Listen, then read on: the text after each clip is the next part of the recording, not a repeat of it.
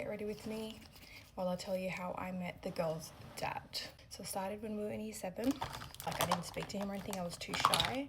He was like the cool kid of the class. He was sitting to my right. This is our first day, and the teacher was doing like the roll call, and I was like too busy having a heart attack, but I did notice him because he was like one kid down. He was like this really tall, tan, curly hair guy. It was really hard to miss because he was like so confident, and he was like, everyone was like talking to him and stuff, but I was like counting down the people because I knew the teacher was about to call my name, and I was just too panicked. The room went white.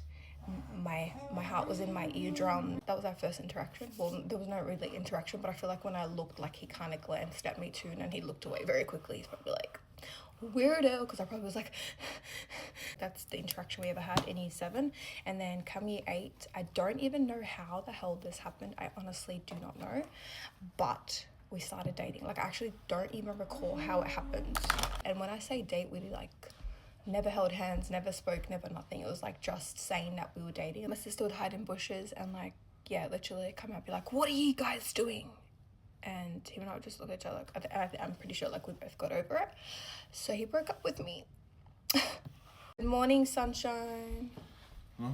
You want to say hi? How was work? How's that? I'm getting ready. I woke up really early. Hello? Hello.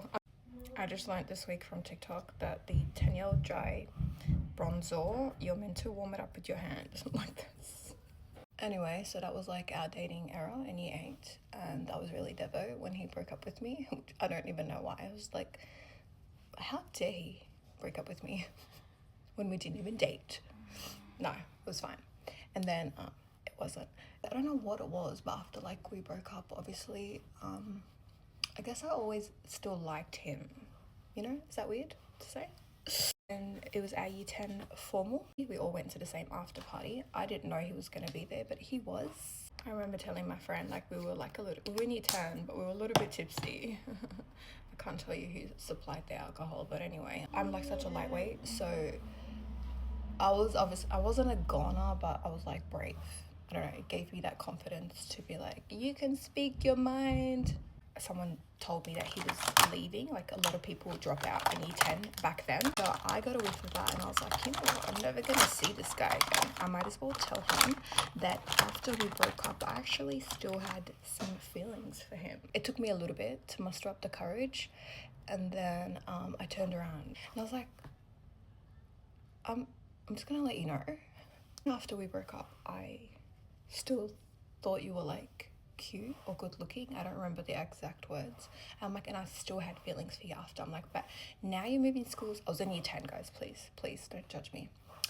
And also, like, my brain, you know, it's like behind by like 5 years maybe. Anyway, so I was like really scared, but I still told him how I felt.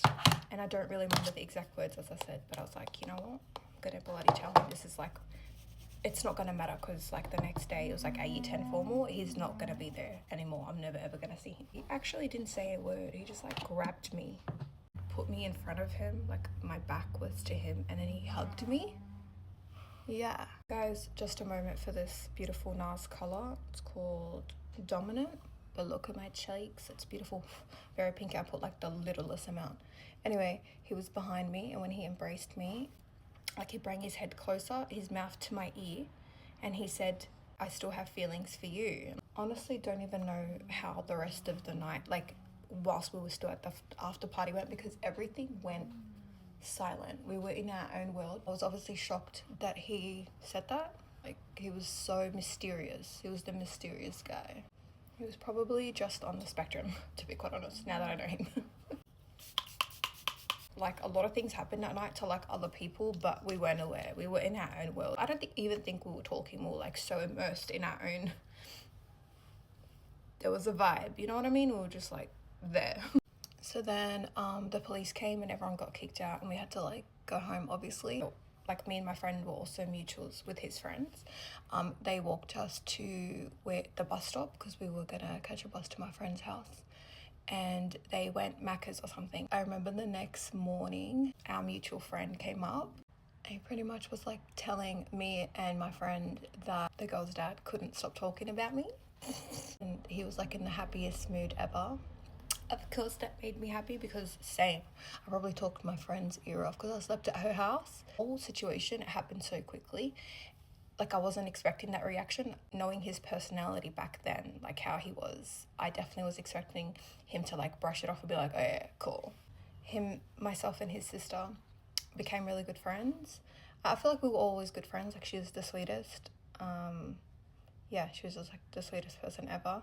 And my mum loved his sister, so she would let me go and hang out with them because she loved his sister. Like my mum didn't know me and him were like seeing each other sort of thing, but she'd only let me go places because like his sister was there. So then on the 1st of the 1st, 2009, he asked me to be his girlfriend. Big hair day refreshing spray to give me some volume. So since 2009 and now we have two beautiful girls together. The end.